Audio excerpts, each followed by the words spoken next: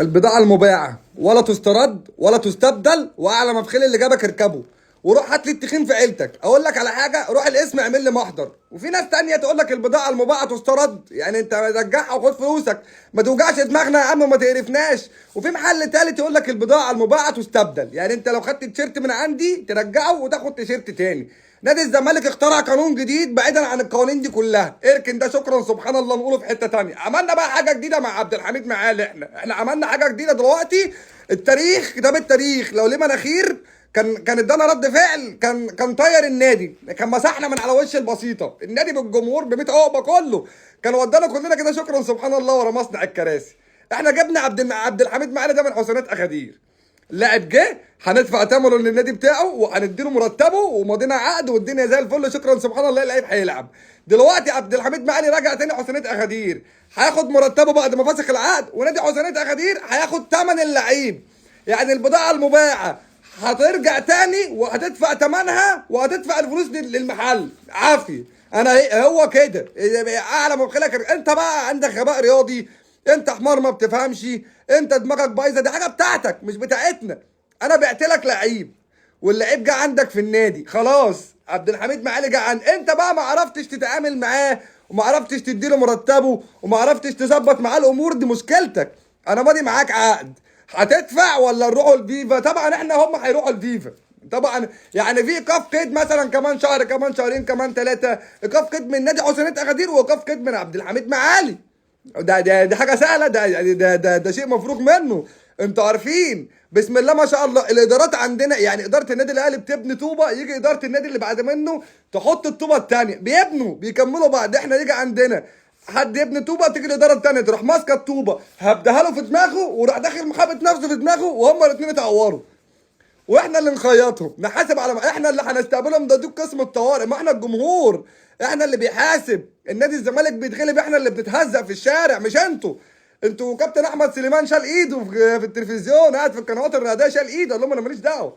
انا مالي يا عم؟ انا لو قعدت ولا اتكلمت ولا قلت عمل من بنها كويتي عمل فيها، بص الراجل ما يعرفش اي حاجه في اي حاجه. في نفس الوقت كابتن حسين لبيب ولا حس ولا خبر.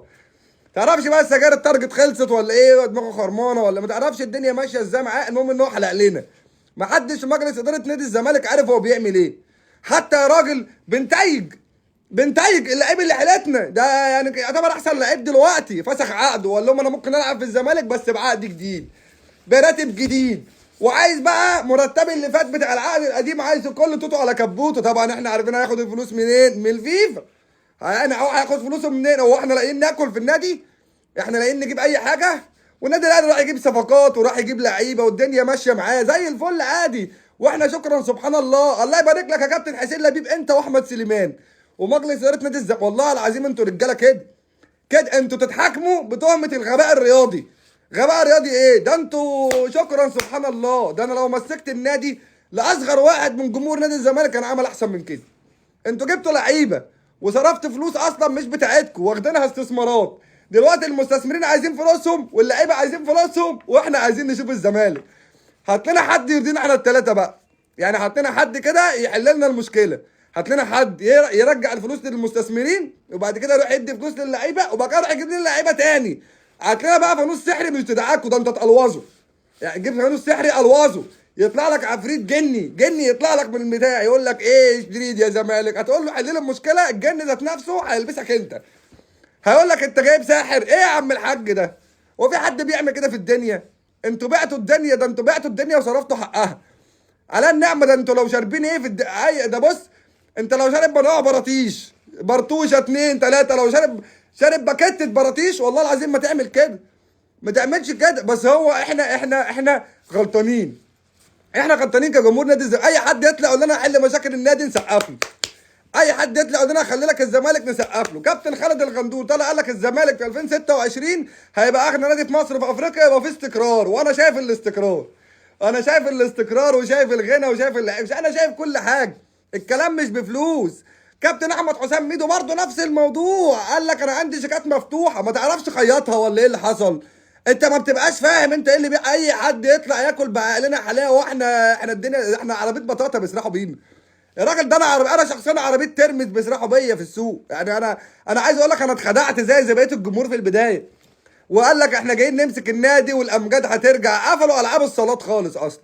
وكرة القدم في النادي هيبيعوا اللعيبه اللي هي اصلا هربت، يعني اللعيبه اللي خلعت دي هيبيعوها، وبعد ما يبيعوها هياخدوا الفلوس يدوها للعيبه، يعني اللي هو ايه.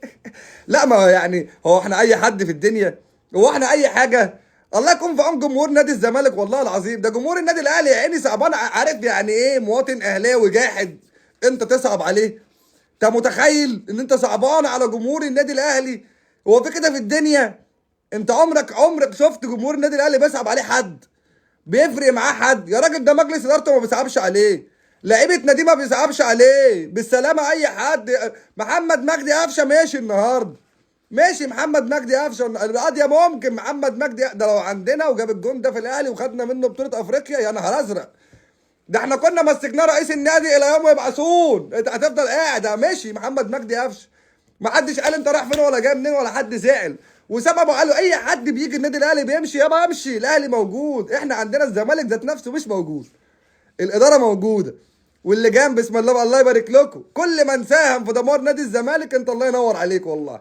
الله خربتوها ويا ريتكم قعدتوا على تلها، ده انتوا خربتوها وخلعتوا اختفيتوا وسايبيننا احنا نحاسب على المشاريب في الشارع. ما هو انت فكره ان انت زملكاوي ما تعرفش تغيرها، اتهزق بقى، اتهزق بقى، اتروق بقى، اي حد يلمعك في اي حته يروقك بقى.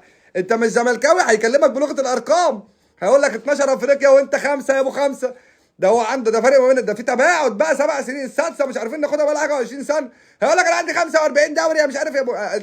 قابله قعد بقى، انت اللي كنت جاي تقرب التباعد بيننا وبين الاهلي، انت كنت جاي تحل مشاكلنا، انت كنت جاي التم ولا اعمل ايه؟ عيب لما راجل محترم زي كده، عيب والله العظيم يلطم على وشه بسببكم، والله عيب حرام والله.